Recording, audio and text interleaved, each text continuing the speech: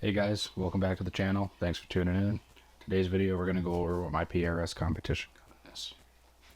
So this rifle here is what I shoot in all the PRS competitions I shoot throughout the year, as well as any classes I take, usually up at Ridgeline Defense. Mostly just because they're the only place local to me that I can go out, shoot classes, and really get out past that 600-yard range mark. So this here is a impact action. So it's an impact action with a proof competition barrel, competition contour barrel, 26-inch, chambered in 6.5 Creedmoor. The barrel in action was bought together with a pre-fit barrel on the action. It was bought from Altus Shooting down in Florida. The action is placed inside of an MDT ACC Elite chassis with a TriggerTech diamond. It's the red TriggerTech, so that's the single stage. It's got the chassis itself has the Baker wings on it. That's what these here are.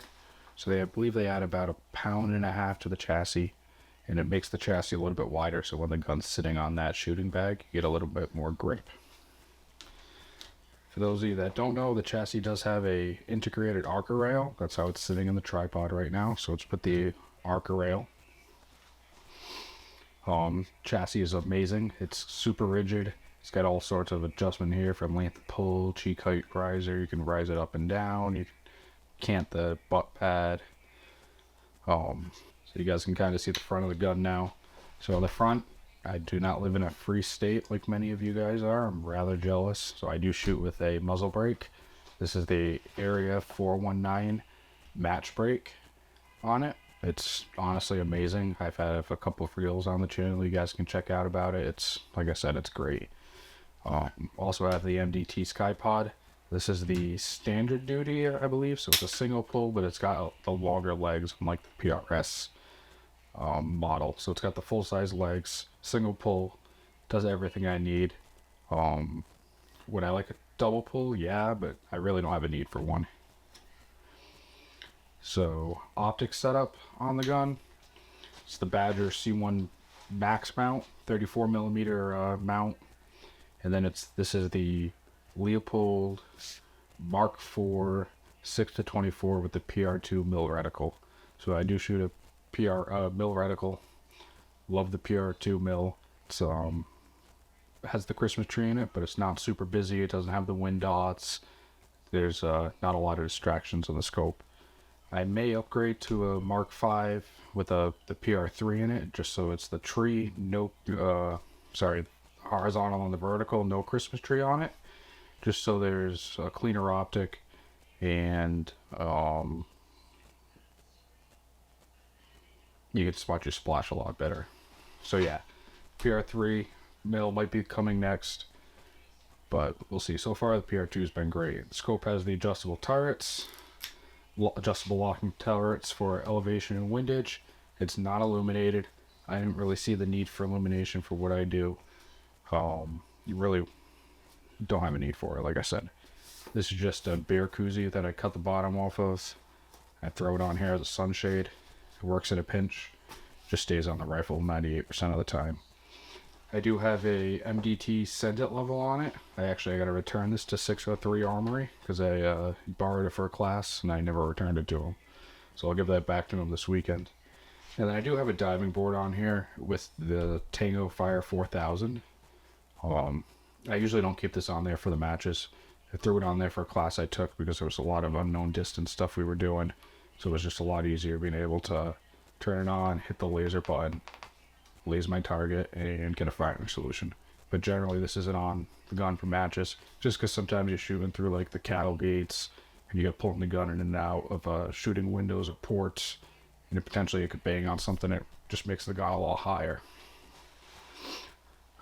Yeah, so impact action, proof barrel, MDT chassis. It's kind of like the golden standard, I guess you would say. I believe impact actions have won the Pro Series for like the last 10 out of 12 years or something like that. Something crazy. Great actions. The only complaint I have with this action is on this charging handle, or bolt handle, sorry. On the bolt handle, the bolt knob gets loose. So it doesn't matter how many times I Loctite this or anything, I'll just be shooting the gun. Every once in a while it comes loose. Just got to give it a good little snug. And I just stopped putting Loctite on it at this point. It doesn't work. So I just make sure I snug it up, throw it in there, and it's good. If you guys watched the other video I did, you guys will have seen the issue I had with the gun. Trigger hanger screw came loose and it was causing some malfunctions with the firearm. But that was fixed. Easy remedy. I was able to identify what the cause was, so if it ever happens again, I know what the issue is. It should be an easy fix. Like I said, this gun's great. Right now it's shooting, with me shooting it, I'm getting about a half MOA, which is, for precision guns, phenomenal. That's with the 147 grain ELD match from Hornady.